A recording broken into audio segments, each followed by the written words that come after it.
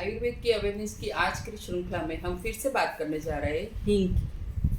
हींग को आपने सुना होगा पहले भी कि जैसे बाहर के देशों से आती है, इसलिए ये काफ़ी महंगी है और इसके कारण हमें उसमें मिलावट भी मिलती है, प्योरिटी नहीं मिलती और हींग का जो मेडिसिनल बेनिफिट्स हमें होना चाहिए शरीर में वो नहीं हो रहा है। लेकिन हम अभी हिंदुस्तान में कुछ कुछ जगह पे हींग की खेती होती है और हम आशा रखते हैं कि ये इतना प्रेशियस जो इंग्रेडिएंट है वो हमें अच्छी तरह से सस्ते दामों में मिले और हम उसका छूट से उपयोग कर सकें। वैसे छूट से उपयोग करने में काफ़ी कुछ बाधाएं भी है, क्योंकि हींग सिर्फ एक चुटकी ही हम इस्तेमाल करते हैं। लेकिन एक चुटकी करके हम पूरे दिन में कम से कम 4-5 चुटकी हींग का इस्तेमाल करते हैं। वो हींग कितनी प्योरीफाई है, अगर प्योरीफाई नहीं है तो हम उसको कैसे प्योरीफाई करते हैं वो भी हमने अगले एपिसोड में बताया। लेकिन फिर भी हम आज बात करेंगे कि हींग को देशी घी में शेक के रोस्ट करके ही लेना चाहिए, उपयोग करना चाहिए। कोई भी प्रकार की हींग हो लेकिन उसको देशी घी में। लेकिन जब मेडिसिन की बात आती है तो हमें उसको कैस्टर ऑयल में शेक लेना चाहिए। जब हमें दवाई के रूप से वो खाना है तो फिर आपको कैस्टर ऑयल में वो हींग को शेक के फिर उसका पाउडर करके लेना चाहिए। जैसे आपने बताया कि ये सबसे कनिष्ठ हींग है, फिर उससे ज़्यादा अच्छी ये हींग है और मेडिसिन में जो यूज़ किए जाती है उसको हीरा हींग बोलते हैं। हीरे के जैसे समान उसका येलोइश क्रिस्टल होता है, रहते रहते ये इस कलर पकड़ लेता है। आयुर्वेद में हींग को वायु और कफ के नाशक कहा है, तो जितने वायु के प्रकार के रोग है उतने रोग में वो काम लाती आती है। जैसे डाइजेस्टिव सिस्टम में इंडाइजेशन होना, पेट फूल जाना, एसिडिटी इंडाइजेशन के कारण होना, पेट में वर्म्स होना और गोले जैसा घूमना फिरना वायु का जो होता है उसमें ये हींग काफ़ी काम आती है। उसको आपको सिर्फ कैसे लेना है, कोई लेने की प्रक्रिया भी बड़ी कठिन है या ऐसा कुछ नहीं है। एक चुटकी प्योर हींग लेके आपको उसको गर्म पानी में घोल बना के सुबह पी लेना है, फिर शाम को भी आप ऐसे कर सकते हैं। लेकिन ये रेगुलर बेस पे जैसे महीनों तक आप नहीं कर सकते। जैसे आंवला आप हमेशा ले सकते हैं, ऐसे हींग आप नहीं ले सकते क्योंकि उसकी कुछ साइड इफ़ेक्ट्स भी होती है। लेकिन जिसको वायु का प्रॉब्लम है, जैसे अभी कान में आवाज़ आती है या नाक में जब सूंघने की, अभी कोरोना काल में काफ़ी लोगों को सूंघने की जो क्षमता थी वो काफ़ी गई हुई थी, तो उस दौरान काफ़ी लोगों ने हींग को, चुटकी भर हींग को पानी में भिगो के उसके 2-2 ड्रॉप्स नाक में डाले थे और उनसे काफ़ी अच्छा फ़ायदा हुआ था। तो वो आप कभी भी संज्ञानाश हो, हिस्टीरिया हो या ऐसा एपिलेप्सी का पेशेंट हो तो उसको पानी में घोल में हींग को पीस के या घोल बना के 2-2 4-4 ड्रॉप्स आप डालेंगे तो उसकी जो संज्ञा है, जो बेहोशी की अवस्था है वो वापस आ जाती है। एक हींग का बहुत ही बढ़िया बेहतरीन उपाय है आयुर्वेद में, जो है कि जो स्त्रियों को पीरियड्स इरेगुलर आते हैं और काफ़ी स्त्रियों को या बच्चियों को, किशोरियों को जब पीरियड्स शुरू होते हैं तो उस टाइम बहुत पेनफुल होता है और पेनफुल होने के कारण उनके 2-4 दिन बहुत ही महीने में खराब जाते हैं। उनको काफ़ी कुछ दवाइयाँ लेनी पड़ती है और फिर भी कभी कभी ठीक नहीं होता है।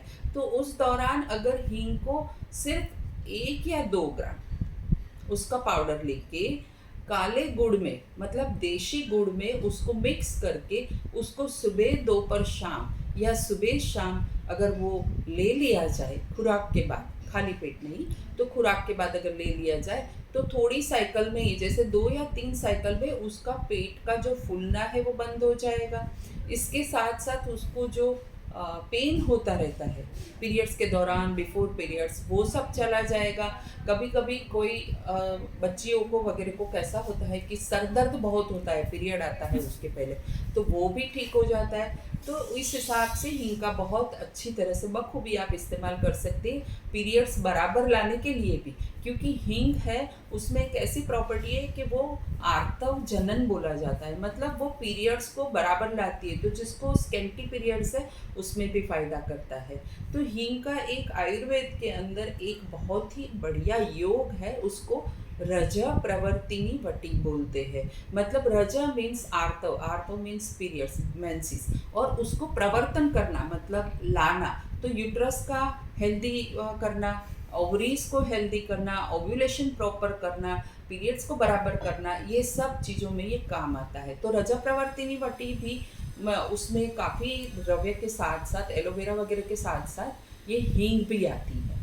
तो हींग का ऐसे इस्तेमाल किया जाता है। एक दूसरी चीज़ है कि पुरुषों के लिए हींग को जैसे बोले जाए तो प्रीमेच्योर एजुकेशन में, और बहुत ही स्पर्म की वीकनेस जब होती है, स्पर्म कम हो जाता है, पतला हो जाता है, तो उसमें भी हींग का इस्तेमाल डेली करने के लिए बताया गया है।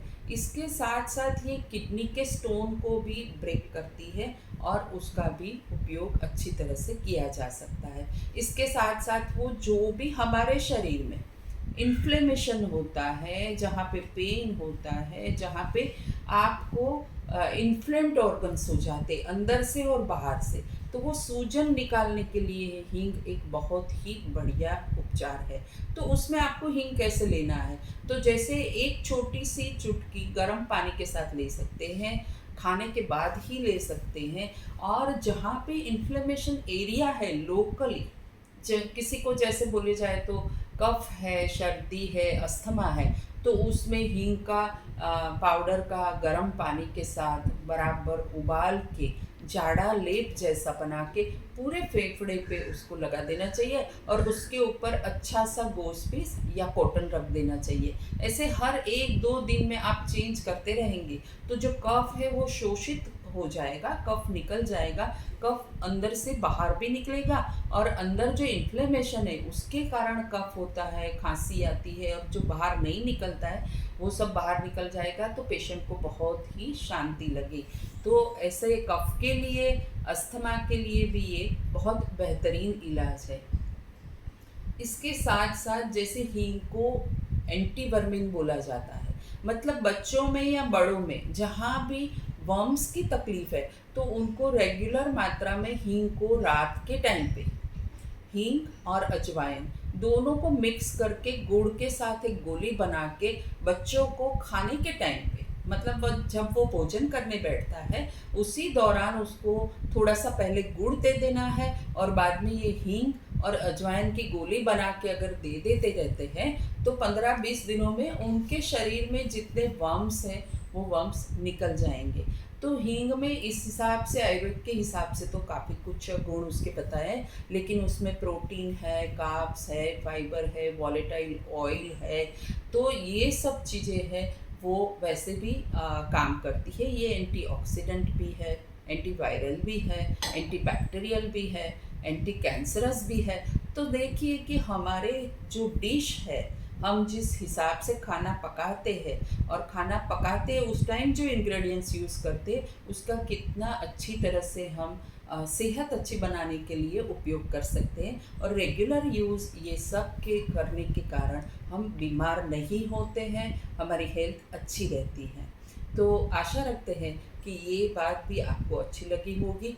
फ्रेंड्स, हमारी चैनल को आप सब्सक्राइब करिए और शेयर करिए और लाइक करिए। Thank you very much. फिर से कहूँगी, एक वृक्ष फिर से लगाइए, हमेशा लगाइए।